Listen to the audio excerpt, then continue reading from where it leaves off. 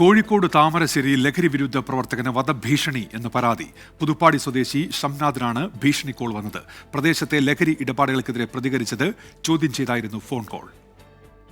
പുലർച്ചെ 2:30 എൻ്റെ ഫോണിലേക്ക് ഒരു കോൾ വരികയും അപ്പോൾ ഷംനാദ് അല്ലെങ്കിൽ ഞാൻ അതേ ഷംനാദാന്ന് പറയുകയും ചെയ്തു. അതിൻ്റെ അടിസ്ഥാനത്തിൽ ഞാൻ അവരോട് ചോദിച്ചു ഇതാരാന്ന് ചോദിച്ചു.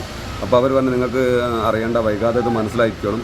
കാരണം ഞാൻ വീണ്ടും ചോദിച്ചു ഇതാരാന്ന് ചോദിച്ചപ്പോൾ പറഞ്ഞു ഇത് നിങ്ങൾ പുതുപ്പാടി തന്നെ അല്ലെങ്കിൽ ജീവിക്കാൻ ഇവിടെ അനുവദിക്കുക. അത് കൃത്യമായൊരു വധഭീഷണിയാണ് ഇവർ മുഴക്കിയത്. കാരണം നമ്മൾ ഇന്നലെ ഷിബിലയുടെ കൊലപാതകവും ഒക്കെ ബന്ധപ്പെട്ട് ചാനൽ കൃത്യമായി സംസാരിച്ചതിൻ്റെ ഒരു ഭാഗമാണ്.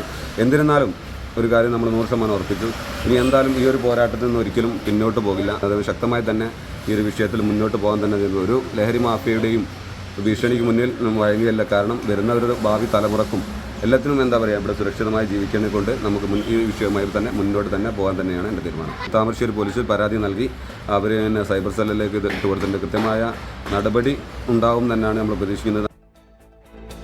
അഭിജിത്ത് മുഴക്കുന്നുണ്ട് ഇപ്പോൾ വിശദാംശങ്ങളുമായി കോഴിക്കോട്. അഭിജിത്ത്, ഈ ഭീഷണി എവിടെ നിന്ന് എന്നത് കണ്ടെത്താൻ കഴിഞ്ഞിട്ടുണ്ടോ? എന്തൊക്കെയാണ് വിവരങ്ങൾ?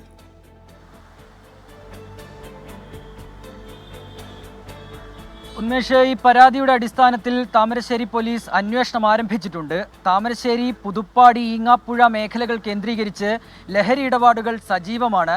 ഇതിനെതിരെ വലിയ ഒരു സംഘം, അതായത് ഈ ലഹരി ഇടപാടുകൾക്കെതിരെ നാട്ടുകാരുടെ നേതൃത്വത്തിൽ തന്നെ സംഘടിച്ച് ഇതിന് പ്രതിരോധം തീർക്കുന്നുണ്ട്. അതിൽ ഉൾപ്പെട്ട ഒരാളാണ് ഷംനാദ്. ഒടുങ്ങാക്കാട് മഹല്ല് ലഹരി വിരുദ്ധ കമ്മിറ്റിയുടെ ചെയർമാൻ കൂടിയാണ് ഷംനാദ്. ആ ഷംനാദിനെതിരെയാണ് ഇന്ന് പുലർച്ചെ ഒരു ഭീഷണി സന്ദേശം എത്തുന്നത്, ഒരു ഫോൺ കോൾ എത്തുന്നത്. ലഹരിക്കെതിരെ പ്രതികരിച്ചാൽ, അതിനെതിരെ നീങ്ങിയാൽ നിനക്കിവിടെ ജീവിക്കാൻ കഴിയില്ല എന്നായിരുന്നു ഈ സന്ദേശത്തിൻ്റെ അല്ലെങ്കിൽ ഈ ഫോൺ കോളിൻ്റെ ഉള്ളടക്കം. അതിനെ തുടർന്നാണ് ഇപ്പോൾ ഷംനാദ് ഇങ്ങനെ ഒരു പരാതി പോലീസിൽ നൽകുകയും ചെയ്തത്. നമുക്കറിയാവുന്നതുപോലെ ഈ ഈങ്ങാപ്പുഴയിലാണ്, പുതുപ്പാടിയിലാണ് ആഷിഖ് സ്വന്തം മാതാവിനെ വെട്ടിക്കൊലപ്പെടുത്തിയത്. അതിൻ്റെ പുറകിൽ ലഹരി ഉപയോഗമായിരുന്നു. തുടർന്ന് കഴിഞ്ഞ ദിവസം കക്കാട്, ഈങ്ങാപ്പുഴ കക്കാട് ഭാര്യയെ ഭർത്താവ് വെട്ടിക്കൊലപ്പെടുത്തുന്ന ഒരു സംഭവം ഉണ്ടായി. അതിൻ്റെ പുറകിലും ഈ ലഹരിയാണ് എന്നുള്ള ഒരു അനുമാനത്തിലേക്ക് പോലീസ് ഉൾപ്പെടെ എത്തിയിരുന്നു. ആ സാഹചര്യത്തിലാണ് വലിയ ഒരു ജനകീയ പ്രതിരോധം ലഹരിക്കെതിരെ ഉണ്ടാകുന്നത്. പക്ഷെ അപ്പോഴും ഇതിനെതിരെ ഒരു സംഘം, അതായത് ഈ ലഹരി മാഫിയ തന്നെ ഈ ജനങ്ങൾ തീർക്കുന്ന പ്രതിരോധത്തിനെതിരെ രംഗത്ത് വരുന്ന കാഴ്ചയും കാണാനുണ്ടായിരുന്നു.